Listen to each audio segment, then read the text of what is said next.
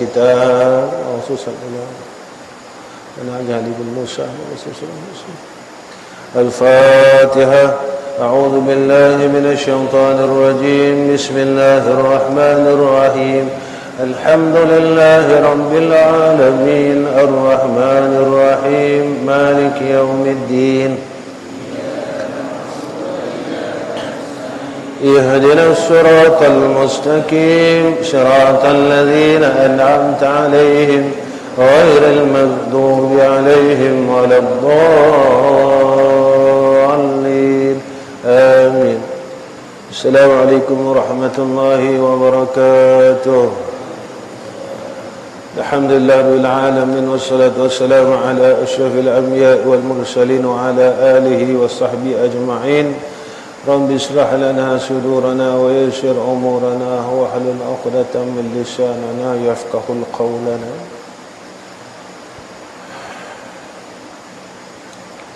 Dikatakan al-batnatu tazhabul fatnah, bermula memohonkan.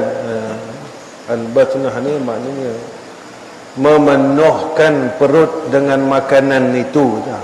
Ya, dia memenuh itu. Sepatutnya memenuhkan itu.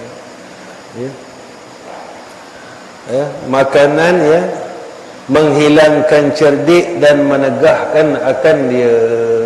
Ya. Nanti kalau baca memohonkan perut dia jadi lain pula. Ya. Betul tak? Betul. Memenuh ya? Ya, kena tanya abang awal. Habis ni komus bergerak. Bermula memenuhkan perut. Bukan memohonkan perut. Kalau mohon ni diminta.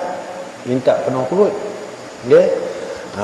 Jadi memenuhkan perut dengan makanan itu menghilangkan cerdik dan menegahkan akan dia cerdik.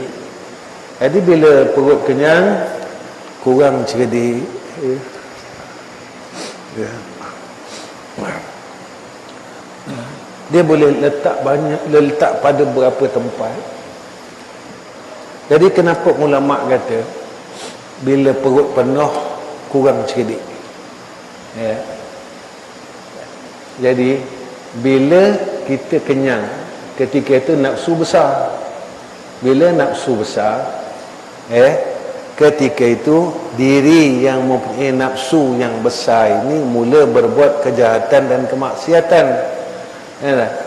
Jadi orang yang berbuat maksiat dan berbuat kejahatan ini orang yang kurang cerdik. Itu kalau diletak pada perjalanan diri. Tapi kalau letak kepada ilmu ni tadi, maka musannif kata orang banyak makan cerdiknya kurang.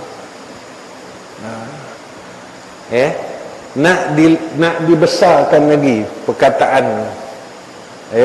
Nak dibesarkan lagi perkataan.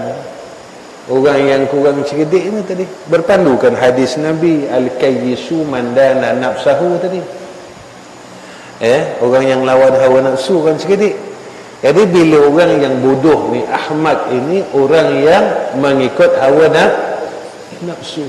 Pada ketika dia penuhkan perutnya. Nak letak pada jalan ilmu, situ. Nak letak pada perjalanan diri, apa yang disebutkan oleh Nabi itu tadi. Bila makan banyak, maka nafsu jadi besar dan kuat. Pada ketika itu mulalah kehendak nafsu membawa kepada kejahatan. Jadi Nabi kata orang yang ikut nafsu ni kurang cerdik. Orang tak cerdik. Tapi orang yang lawan hawa nafsunya adalah orang cerdik. Baik.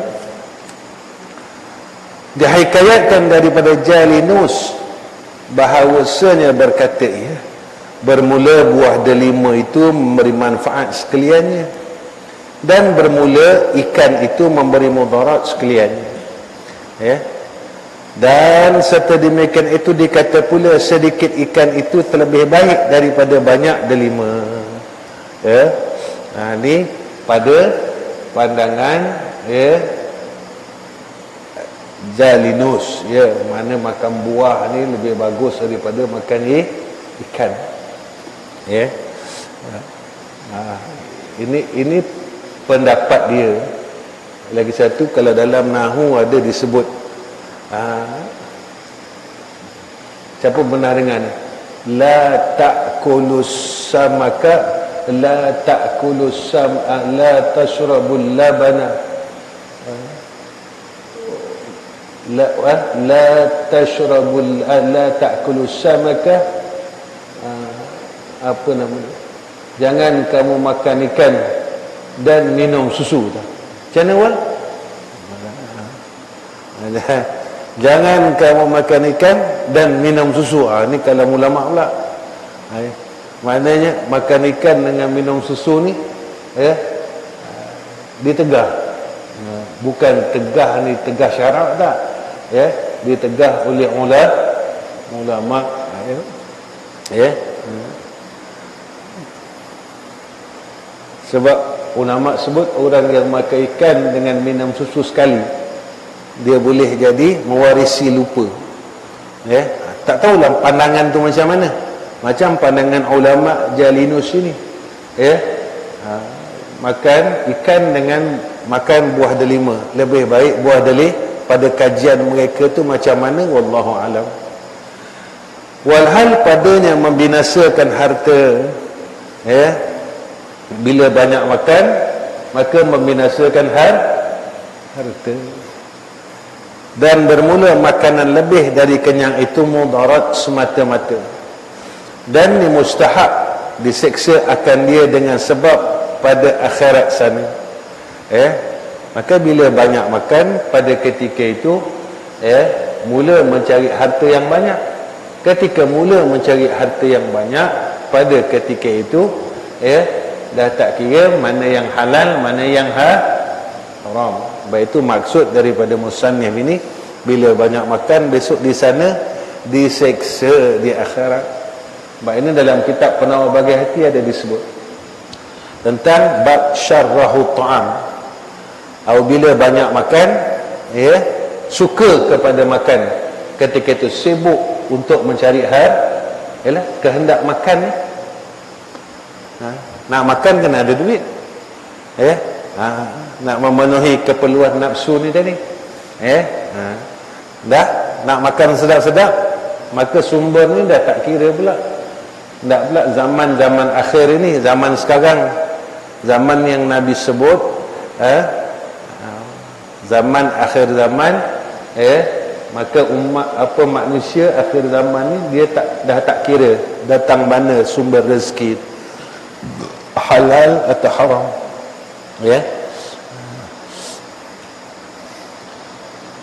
dan yang banyak makan itu dimurka akan dia pada segala hati-hati,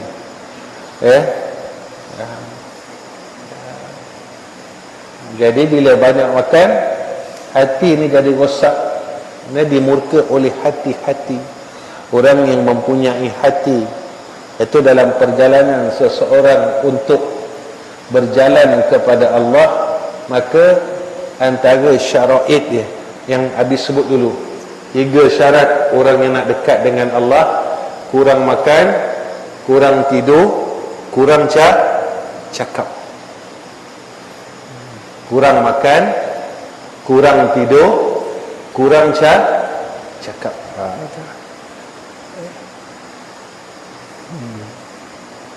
Dan jalan mensedikitkan makanan itu pula bahawa memakan akan makanan yang lemak, dan bahawa mendahulukan akan yang terlebih indah dan yang terlebih sedap dan berahi, dan bahawa tiada makan ia serta orang-orang yang lapar, melainkan apabila ada baginya kehendak yang baik pada membanyakkan makan, seperti berkuat dengan dia atas puasa dan semayang dan amalan yang berat-berat dan payah-payah. Boleh banyak makan kata ulama, tapi kena banyak semayang. Dia banyak makan sebab nak bagi kuat badan dia untuk banyak semayang, untuk banyak ibadah. Tapi dari pergi segi adatnya mulazamah, bila banyak makan badan jadi berat. Badan jadi berat. Lepas tu bulan puasa kita boleh buat ibadat banyak. Lepas puasa kita buat mudarat banyak.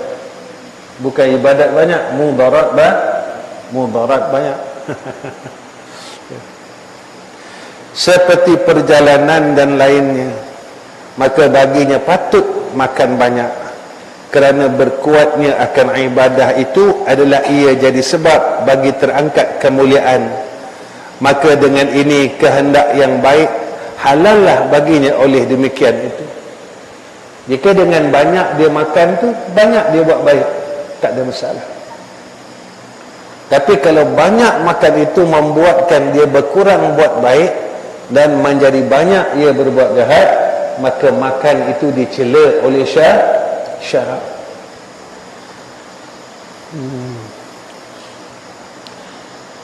Faslun fil bidayati sabak wa qadruhu wa tartib. Ini suatu pasal pada menyatakan permulaan, memotongkan bacaan dan kadarnya dan aturannya. Adalah tuan guru kami Syekhul Islam Burhanuddin memperhentikan pada permulaan memotongkan bacaan itu atas hari Rabu. Maka Syekh Burhanuddin dia nak mulakan suatu perkara, dia mulakan hari Rabu. Dan adalah ia meriwayatkan pada menyatakan demikian itu akan suatu hadis, maka berbuat dalil ia dengan dia. Dan berkata ia sabda Rasulullah sallallahu alaihi wasallam, ma min syai'in bada'a fil yawmil arba'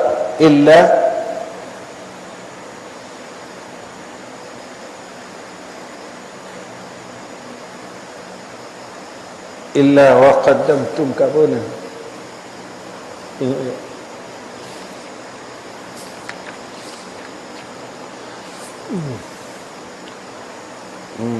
Illa wa qad tamma. Illa wa qad tamma. Ma min syai'in, ma min syai'in budi'a fi yaumil arba' illa wa qad tamma. Tiada daripada sesuatu perkara yang dimulakan akan dia pada hari Rabu melainkan sesungguhnya jadi sempurna ia. Jadi Guru Abi dulu pun dia mula dulu pun baca kitab, ada guru hadis ni dia mula hari Senin, ada guru yang mula hari Rabu. Ikutlah pendapat masing-masing.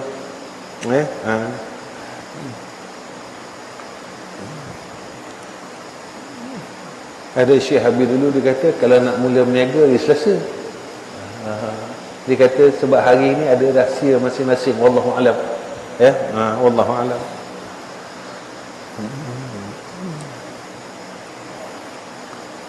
Dan demikianlah juga perbuatan Abu Hanifah, dan adalah ia meriwayatkan akan ini hadis daripada gurunya Syekhul Imam Al-Ajal Qawamuddin Ahmad bin Abdul Rashid. Dan aku dengar daripada mereka yang aku percaya dengan dia, bahawanya Syekh Aba Yusuf Hamdani adalah ia memperhentikan tiap-tiap pekerjaan daripada pekerjaan kebajikan atas hari Rabu. Dan bermula sebab demikian itu kerana bahawasanya hari Rabu itu hari yang dijadikan padanya nur, dan iaitu hari yang bercending pada hak-hak orang kafir, maka adalah ia diberkatkan bagi orang-orang mukmin. Berkata Abu Hanifah, permulaan dijadikan nur tu pada hari Rabu. Jadi mula nak mengaji ni kena hari Rabu. Dan ada pun kata kadar memotongkan bacaan pada mula-mulanya adalah Abu Hanifah menghikayatkan daripada Syekhul Qadhi Al-Imam Umar Ibn Abi Bakar Az-Zanji, bahawasanya berkata ia, berkata masyaikh kami sayugia bahawa adalah kadar potongan bacaan bagi orang yang baharu belajar itu kadar barang yang dapat menghafaz akan dia, ya, orang yang baru belajar, ya, kadar yang boleh dia hafaz dan dia dobit dengan mengulang-ulangkan potongan dan bacanya 2 kali sahaja. Jadi kena murajaah. Macam kita ni, orang macam kita ni kena murajaah. Rajin murajaah, rajin ulang. Macam tok guru kita tak payah ulang, dia diingatkan sekali terus ingat semua ilmu yang dia belajar. Kita ni kena ulang. Dan menambahkan potongan itu dengan perlahan-lahan dan sedikit-sedikit sekali. Jangan satu kali sahaja, supaya mudah belajarnya dan hafaznya. Dan menambah ia pada tiap-tiap hari itu akan satu kalimat sehingga jadi panjang. Jadi tambah sikit. Tapi istiqamah. Ilmu ni, dia ilmu ni, biar sikit tapi istiqamah. Kalau Syekh Habib kata beriring antara ilmu dan amal itu lebih baik. Beriring antara ilmu dan amal, baru dia jadi cahaya yang menerangi di sekeliling orang yang mempunyai ilmu. Jangan ambil je, simpan, tak jadi apa. Maka adapun apabila panjanglah potongan bacaan pada mulanya dan berhajatlah kepada mengulangkan bacanya kepada 10 kali umpamanya baru ingat, maka itu orang pada kesudahannya pun adalah ia seperti demikian itu juga, kerana bahawasanya telah beradat ia akan demikian itu, dan tiada boleh meninggalkan ia itu adat melainkan dengan usaha yang banyak. Ada orang yang dia kena nak hafal satu perkara kena ulang sampai 10 kali. Betul ada ulama kan, habis dia bagikan untuk kuat ingatan. Satu, surah A'la, sanukri'uka falatan, baca 7 kali, pegang pada ubun-ubun. Kedua, zikir ilmu, ya qayyum fala yafutuhu syai'un min ilmihi wala ya'uduhu, minta kuat ingatan.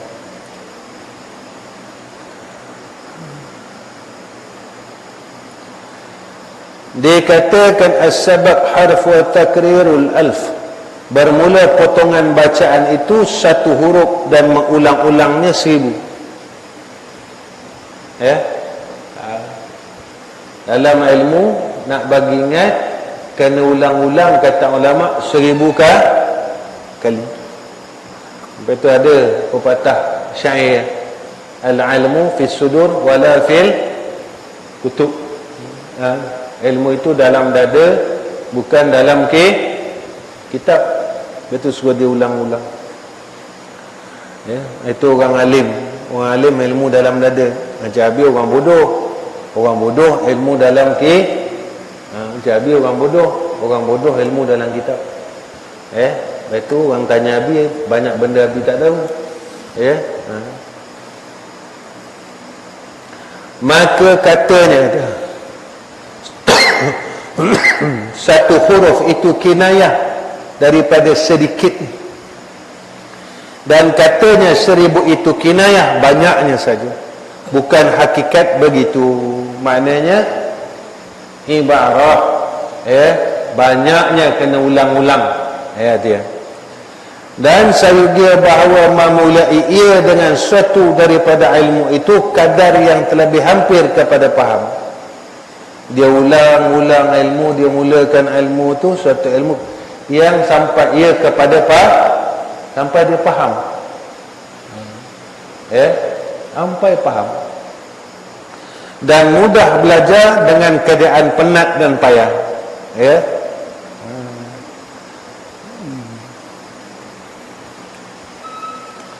Sebab itu kita ni orang yang tak cerdik, macam Abi orang tak cerdik kan. Di samping kita berusaha untuk belajar, kita kena minta pertolongan Allah. Sebab kita orang bodoh. Orang pandai tak apa. Orang pandai, otak dia pandai. Otak pandai ni, dia tak payah zikir, tak payah apa. Dia tak payah. Kata Abi pernah cerita dengan kamu dulu. Abi tu nak mengaji, kena puasa dulu 40 hari. Habis puasa 40 hari, baru Abi masuk majlis ilmu syekh. Orang pandai tak payah. Orang pandai masuk-masuk terus dia pandai. Kalau orang bodoh, dia kena dulu.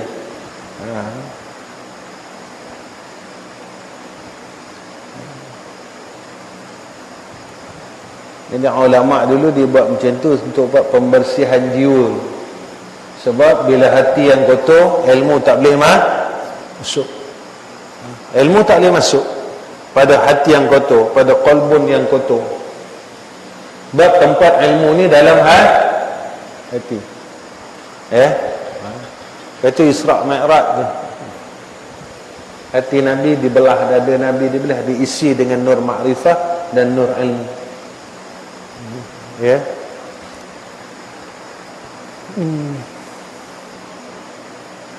Dan adalah Syekhul Imam Al-Ustaz Syarafuddin Al-Aqil berkata, ia bermula yang betul di sisi aku pada menentukan potongan bacaan yang dimula akan dia pada mula-mula itu, barang yang memperbuat akan dia oleh masyayikh kami, kerana bahawasanya mereka itu memilih mereka itu bagi orang yang baru belajar akan kitab yang kecil, kerana yang terlebih hampir kepada faham dan membabit, dan terlebih jauh dari jemu dan puas, dan terlebih banyak jatuh masalah di antara manusia. Jadi sebab itu Syekh ini macam mana dia nak bagi mudah dengan dia mengajar akan kitab-kitab yang jadi mudah faham. Kitab fiqh paling mudah, Minyatul Musalli, kitab kalau sebelah pantai timur, sebelah timur tengah banyak buka apa? Yaman banyak dia buka fiqh paling rendah apa? Safinatun Najah. Dulu masa Abi belajar kecil dulu pun kitab tu mula buka Safinatun Najah. Kalau kita Arab buka kitab Safinatun Najah, naik sikit-sikit, barulah naik, kitab tinggi sikit, barulah naik I'anatul Talibin, sikit-sikit bagi mudah faham. Bila kita faham, senang kita nak beramal dengan ilmu. Tapi mengaji tak faham macam mana,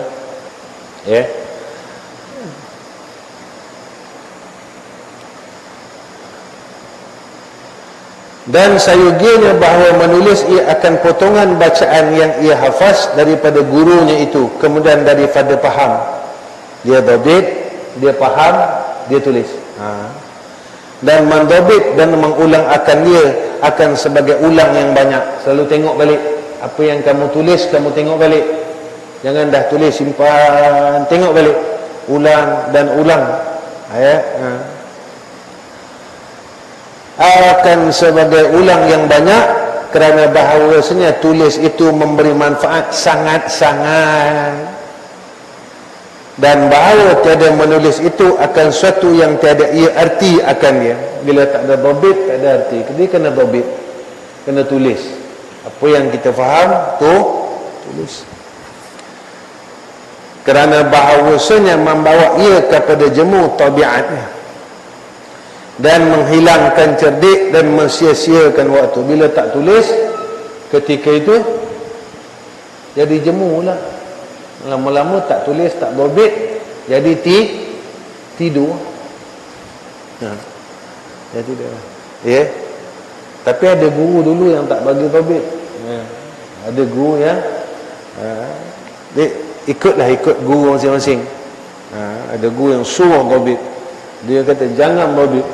Ada yang antara guru, salah seorang guru dia tak bagi dobit di kitab. Tapi dia suruh dobit, tapi dobit di buku lain. Dan sayugia bahawa sesungguhnya ia pada memahamkan dan mengertikan daripada gurunya dengan amat-amati dan perhati daripada barang yang mengatakan akan ia oleh gurunya, dan dengan berfikir dan banyak mengulang-ulang, kerana bahawasanya ambil sedikit potongan bacaan dan banyak mengulang-ulang dan perhati, nescaya didapatkan dan diartikan akan dia. Walaupun benda tu, ilmu tu sikit, tapi kita ulang-ulang-ulang, lama-lama kita dapat faham.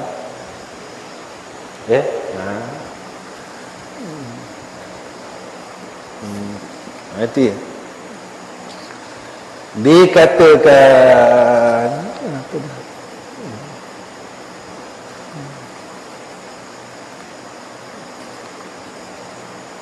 haizu harfain khairun min sima'il waqrain, wa fahmu harfain khairun min haizi waqrain. Ingatkan dua patah itu terlebih baik daripada mendengar dua tanggungan.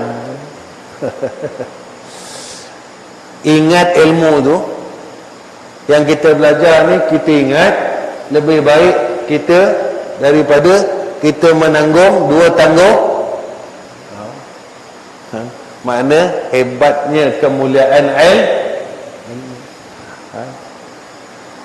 dan arti dua patah itu terlebih baik daripada ingat dua tanggungan. Maksudnya terang, tiada berhajat kepada mensyarahan. Bila kita faham, kita ingat. Bila kita ingat, boleh beramal. Lepas itu bila tak ingat ni jadi susah. Abi pesan guru Abi. Pesan guru Abi tu sampai sekarang duk tengiang-ngiang. Tengiang, ingat pesan gitu.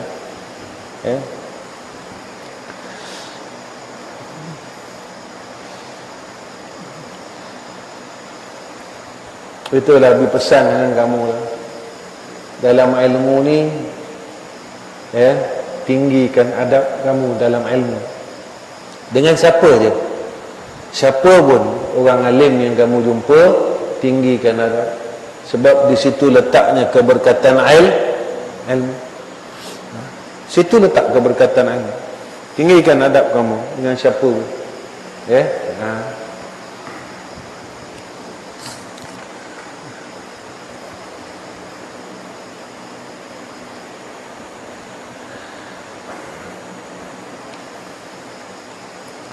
Tak apa. Kalau kita ni bodoh pada manusia, tetapi kita alim pada sisi bodoh pada manusia tak apa, alim pada sisi Uwais Al-Qarni dia doa macam ni. Makhluk di bumi tak kenal, tapi malaikat menyebut-nyebut nama. Alim pada sisi malaikat. Uwais Al-Qarni ni bukan orang jahil.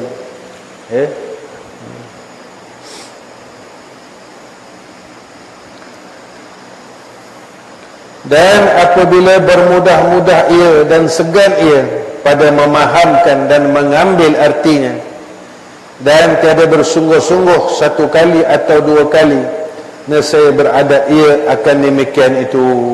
Bila tak ambil faham, maka dia tak jadi manfaat. Seumpama kadang-kadang kita mengaji sekadar nak dengar, faham tak faham cerita lain. Jadi dia lalu macam tu.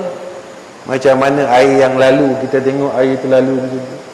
Kita tak mengambil manfaat daripada Ya. Tak kisahlah ilmu apa yang kita dengar, sama ada fiqahnya, tauhidnya, tasawuf. Ambil faham dan menjadikan ia ilmu dan amal itu seiring.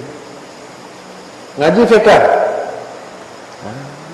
macam kamu yang ajar fiqah, kamu abang awalan, ngajar tasawuf dengan abang Kushairian. Ngaji bab wuduk, beramal dengan wuduk dengan ilmu yang kamu faham, yang diajarkan oleh guru. Mengaji bab tasawuf, maka beramal dengan tasawuf seperti mana yang kamu belajar. Jangan kamu tinggalkan ilmu tu, kamu tinggal macam tu. Tinggal belajar tauhid, beramal dengan tauhid bagaimana yang kamu belajar. Betul, habis selalu ulang benda ni. Kita belajar sifat syukur, tapi kamu iring tak beramal dengan syukur? Kamu iring tak beramal dengan syukur? Jangan kamu tahu syukur, tapi kamu tak iringkan ilmu dan amal tu sekali. Kamu belajar tauhid, tapi kamu tak iringkan akan amalan ilmu tauhid. Kamu belajar wujud Allah, tapi kamu tak amal tentang wujudnya Allah. Sampai bila? Bila tak amal, maka kita masih bergelumang dalam keadaan syirik kepada Allah. Itu yang Nabi sebut. Besok bila Dajjal datang, orang mukmin makan dia tasbih. Subhanallah, alhamdulillah, wallahu akbar, kenyang. Nabi sebut macam tu. Kalau orang sekarang, kalau cerita pada akalnya, sampai tak pada akal? Subhanallah, alhamdulillah, Allahu akbar, kenyang. Pada akal sampai tak? Mana sampai?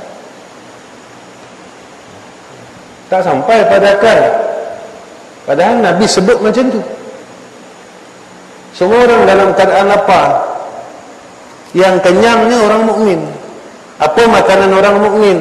Subhanallah, walhamdulillah, Allah. Tak masuk akal. Sebab yang mengenyangkan kita zat yang takkan sampai pada akal. Orang yang tak ragu sungguh dengan apa yang disampaikan oleh Rasulullah, tidak dapat. Tapi ragu tak dapat. Orang yang ragu mana boleh beramal, tapi ada ilmunya. Semua orang tahu besok waktu Dajjal datang, semua orang kelaparan, melainkan orang mukmin yang tak lapar, sebab dia kenyang. Pagi dia subhanallah, tengah harinya walhamdulillah, malam Allahu akbar. Jadi kita beramal tak tu? Apa yang nak kita amalkan? Ini yang sifat 20 ni. Percaya tak Allah itu berkuasa? Percaya tak yang Allah itu berkehendak? Itu yang Nabi kata, belajar ilmu diiringkan dengan amalan. Supaya apa? Supaya tahqiq. Supaya jadi benar, ilmu tu jadi benar.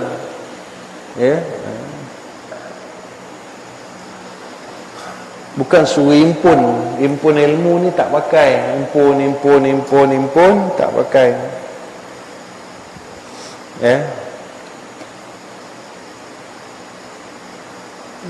Lepas itu bila kita mula belajar,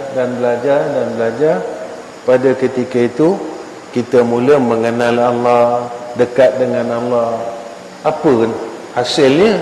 Kenal Allah, dekat dengan Allah, hati mula tenang.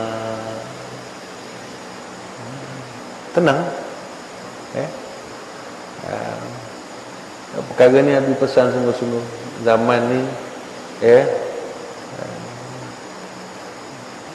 kalau kamu tengok sekeliling kamu, takut orang bunuh diri, terjun dari tingkat 10,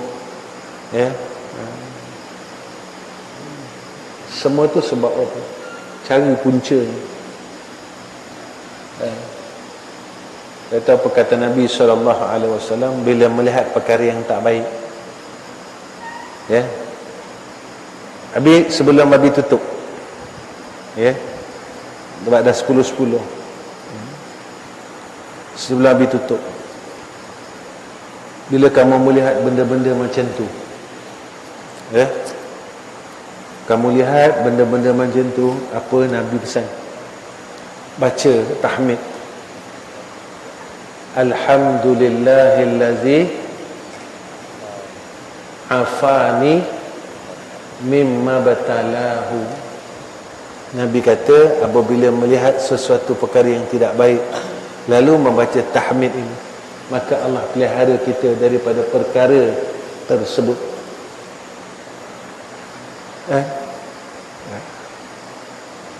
Dulu orang yang bunuh diri ni orang kafir, sekarang orang Melayu Islam. Abi bukan nak cerita pasal bunuh diri, tapi Abi nak melihat kepada punca. Tetapi pesan dengan kamu semua, hampir dengan Allah, hampir dengan Allah, ikut apa yang dipesan oleh Sayyidina Rasulina Muhammad sallallahu alaihi wasallam. Kita tak ada daya dan upaya, tak ada daya upaya. Semua orang macam tu. Dalam keadaan sekarang semua orang macam tu. Apa keupayaan? Mana jalannya? Nak usaha tak boleh, ini tak boleh, itu tak boleh, ini tak boleh. Tapi ada jalan lagi tak? Ada jalan lagi tak? Ada jalan lagi tak? Ada. Hampir dengan Allah. Itu Nabi kata, siapa yang baca istighfar Nabi Yunus bagian, siapa yang baca la ilaha illallah al-malikul haqqul mubin, la ilaha illallah al-malikul haqqul mubin, yang kita baca lepas la ilaha illallah al-malikul haqqul mubin, yang kita baca lepas asar dan subuh, semua dimintakan jalan pelepasan. Antara lagi disebut oleh Rasulullah Al-Qalah, dalam keadaan kamu tak boleh buat apa-apa, balik dengan Allah, balik dengan Allah, kembali kepada Allah, pasti ada pertolongan Allah. Jalan mana tak tahu, akal kita takkan sampai, akal kita takkan sampai. Nabi Yunus duduk dalam perut ikan, mana sampai akal kita? Manusia duduk dalam ikan, tak sampai, akal kita tak sampai. Peristiwa Isra' dan Mi'raj, akal kita tak sampai. Tapi wajib percaya, sebab ia daripada zat yang kita tak sampai pada akal. Mana nak sampai akal? Kita duduk dalam perut mak, mana sampai pada akal duduk dalam air? Banyak benda yang kita kena berfikir tentang kebesaran Allah, pada ketika itu. Itu Abi selalu sebut benda sama. Kenapa Abi kaitkan kesusahan sekarang ini tak sama dengan kesusahan ketika zahirnya Dajjal. Masa zahirnya Dajjal besok langsung tak ada makanan. Sekarang makanan ada, cuma tak mampu nak beli makan. Besok makanan langsung tak ada.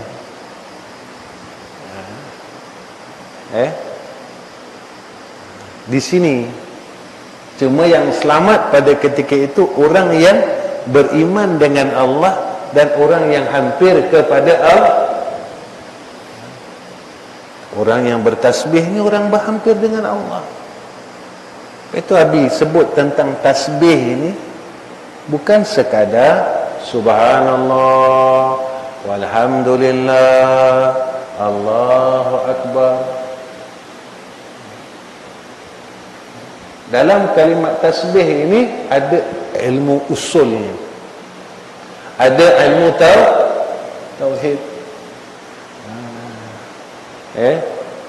Apa itu Abi selalu sebut benda sama. Jadikan segala perkara ini asbab untuk kita hampir dengan Allah, dekat dengan Allah, kembali kepada Allah, mentahqiqkan akidah kita kepada Allah. Ujian datang tetap datang, datang tetap datang. Tak ada siapa boleh melawan takdir Allah.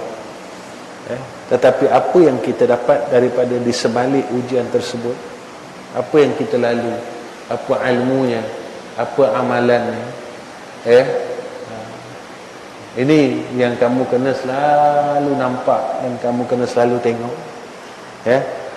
Sebab itu Abi pernah bercakap, jangan berkisah kepada suatu isu, tetapi ambillah ilmu di sebalik isu tersebut.